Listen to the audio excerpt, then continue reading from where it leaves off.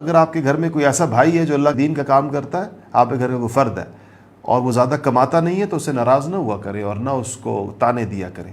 یہ اسی بارے میں ہے. انس رضی اللہ تعالیٰ عنہ فرماتے ہیں، کہتے ہیں کہ دو بھائی اخوان، دو بھائی تھے نبی کریم صلی اللہ علیہ وسلم کے زمانے میں. وَكَانَ أَحَدُهُمَا يَأْتِي النَّبِيَّ صلی اللہ علیہ وسلم، ان میں سے ایک نبی کریم صلی اللہ علیہ وسلم کی صحبت میں رہتے تھے، خدمت میں رہتے تھے، اور ظاہر ہے کہ خدمت کرتے بھی ہوں گے. والآخر، اور جو دوسرا بھائی تھا، یحترف، وہ کام کرتا تھا، کوئی کام کرتا تھا. تو فشک المحترف اخاہ للنبی صلی اللہ علیہ وسلم، تو یہ جو بھائی کام کرتا تھا نا، اسے حضور کو آ کر اس دوسرے بھائی کی شکایت کی کہ وہ کام نہیں کرتا ہمارا بھائی. حالانکہ دوسرا بھائی کام کرتا تھا، دنیا نہیں کما رہا تھا، لیکن حضور کی صحبت میں رہتا تھا، حضور کی خدمت میں رہتا تھا، اور حضور کی خدمت اور صحبت میں رہنے کا مطلب ہے کہ علم حاصل کر رہا تھا حضور کے پاس. اس کا مطلب یہ ہے کہ وہ صفہ والے لوگوں میں سے ہوں گے. تو کہا کہ جی کام نہیں کرتا ہے رسول اللہ. ہمیں بھی اس طرح پیش آتا، ہمارے طلبہ جو بیچارے دین پڑھنے کے لیے آ جاتے ہیں ہمارے پاس آتی، تو ان کے گھر والے ہمارے پیچھے آ جاتے ہیں، بھائی مفتی صاحب بچے کو سمجھائیں، لڑکے کو سمجھائیں، کام نہیں کرتا. وہ جو دین پڑھ رہا ہوتا ہے نا، اور وہ جو دین سیکھ رہا ہوتا ہے، اپنی اصلاح کر رہا ہوتا ہے، وہ ان کو کام ہی نہیں لگتا گھر والوں کو. وہ کہ یہ کیا کام ہے؟ کام تو یہ ہے کہ پیسے کمائے. ہم لوگ پیسے کے علاوہ کسی چیز کو کام نہیں سمجھتے، صرف پیسے کمانے کو کام سمجھتے. یعنی گویا دنیا کا ہماری نظریں اتنی مادی ہو چکی ہیں، اتنی میٹلسٹک اپروچ ہو گئی ہے کہ صرف وہ چیز ہمارے نزدیک کام ہے جس میں کچھ نقد آئے، جس میں کچھ پیسہ آئے. کتنی افسوسناک صورتحال ہے. تو خیر، کہا کہ اس نے حضور کو کہا کہ یا رسول اللہ یہ بھائی میرا کام نہیں کرتا، شکایت کی حضور کو. حضور نے ایک مختصر سا جملہ ارشاد فرمایا، مختصر سا، یاد کر لیں ہمیشہ، لعلک ترزق بہ. حضور نے فرمایا ہو سکتا ہے اس کی برکت سے تجھے رزق دیا جا رہا، اس کی برکت سے تجھے رزق دیا جا رہا. اگر یعنی انسان تو یہ سمجھ رہا ہے مجھے رزق کہاں سے مل رہا ہے، میرے کام سے مل رہا ہے. حضور نے کہا نہیں، یہ جو تیرا بھائی یہاں مسجد نبوی کے اندر میری خدمت میں رہتا ہے، میری صحبت میں رہتا ہے، اس کی برکت سے اللہ پاک تیرے کام چلا رہے ہیں. ایک اور حدیث ہے کہ اللہ تعالیٰ تمہارے ضعیفوں کی وجہ سے تمہارے کام کر رہے ہوتے ہیں. ترزقون بضعفائکم، تم اپنے گھر کے، اپنے خاندان کے کمزوروں، ضعیفوں، لاچاروں، معذوروں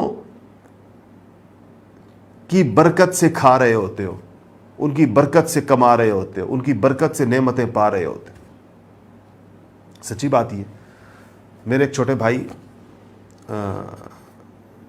معذور ہیں ذہنی طور پر، اور ان کی عمر ماشاءاللہ کافی ہے، 35 سال ہوگی، لیکن ظاہر بات ہے کہ وہ ایک چھوٹے سے بچے کی طرح ذہنی صحت بھی اتنی ہے. اور تو ہم سب بہن بھائی، میری والدہ خاص طور پر ماجدہ، ہم سمجھتے ہیں کہ یہ ہمارے گھر کی وہ برکت ہے جس کی برکت سے ہم سب کے کام چل رہے ہیں، جس کی برکت سے ہم سب پر اللہ تعالیٰ کی رحمتیں اور عنایتیں ہو رہی ہیں. یہ گھر میں جو رزق اتر رہا ہے، جو فراخی ہے، اللہ پاک نے جو کشادگی عطا فرمائی ہے، ان کی برکت سے.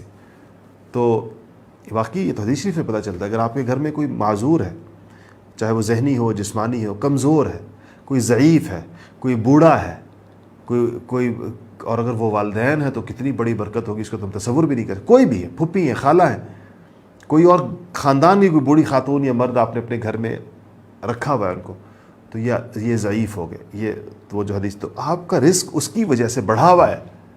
آپ یہ نہ سمجھیں کہ میں اپنے زور بازو سے کما رہا ہوں. یہ زور بازو سے کمانے کا دعویٰ قارون نے کیا تھا. اس نے کہا تھا میں اپنی صلاحیت اور اہلیت اور اپنے علم کی بنیاد پر کما رہا ہوں، میرے پاس کمانے کا ہنر ہے تو میں کما رہا ہوں. پھر اللہ پاک نے اس کے خزانوں سمیت زمین کے اندر دھسا دیا کہ اگر تو یہ سمجھتا ہے کہ تو اپنے ہنر سے کما رہا ہے، تو کما شما انسان اپنے ہنر علم سے نہیں رہا ہوتا، اللہ کے فضل سے آ رہا ہوتا ہے سارا کچھ اس کے پاس. کوئی انسان دنیا میں ایسا نہیں ہے کہ جو اللہ کی جن نعمتوں کو استعمال کر رہا ہے وہ ان نعمتوں کو ڈیزرو کرتا ہو.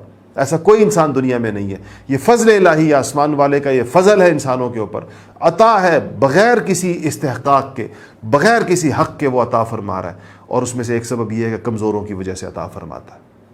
کمزوروں کو دھتکارے مت کبھی، کمزوروں کو کبھی ہلکی نگاہ سے نہ دیکھیں، کبھی بھی ان کو جو ہے وہ ان کو ہلکا نہ سمجھیں، اور اپنے آپ کو یہ نہ سمجھیں کہ میری وجہ سے معاملات چل رہے ہیں. ہماری وجہ سے نہیں چل رہے معاملات کمزوروں کی وجہ سے چل رہے ہیں. ہمارے تو گناہ ایسے ہیں کہ اللہ تعالیٰ ہمیں زمین میں دھنسا دے تو ہم اس کو ہم ڈیزرو کرتے ہیں کہ ہمیں 7 زمینوں کے اندر دھنسا دیا جائے.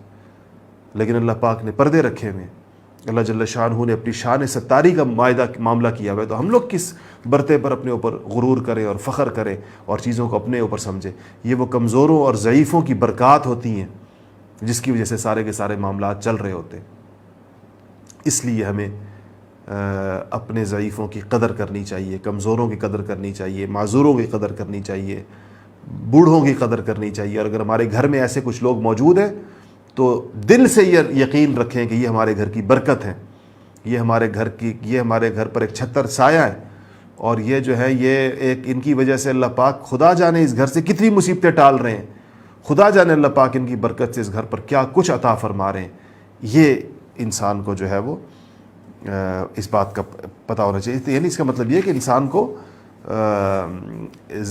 صرف ظاہری اسباب کی وجہ سے اللہ روزی نہیں دے رہے ہوتے، ایسے اسباب کی وجہ سے بھی روزی دے رہے ہوتے جن کو انسان سبب نہیں سمجھ رہا ہوتا۔ یعنی گھر میں ضعیف اور معذور اور کمزور کا ہونا بھی ایک سبب ہے روزی کے اسباب میں سے، جیسے دکان سبب ہے، ملازمت سبب ہے، زمین سبب ہے، زمیندارہ سبب ہے، ایسے ہی کسی گھر کے اندر کسی کمزور کا، ضعیف کا، لاچار کا، بے روزگار کا، اس کا ہونا بھی گھر کے اندر ایک سبب ہے روزی کے آنے کا۔ اللہ تعالی ہمیں ان اسباب کو سمجھنے کی اور قدر کرنے کی توفیق نصیب فرمائے۔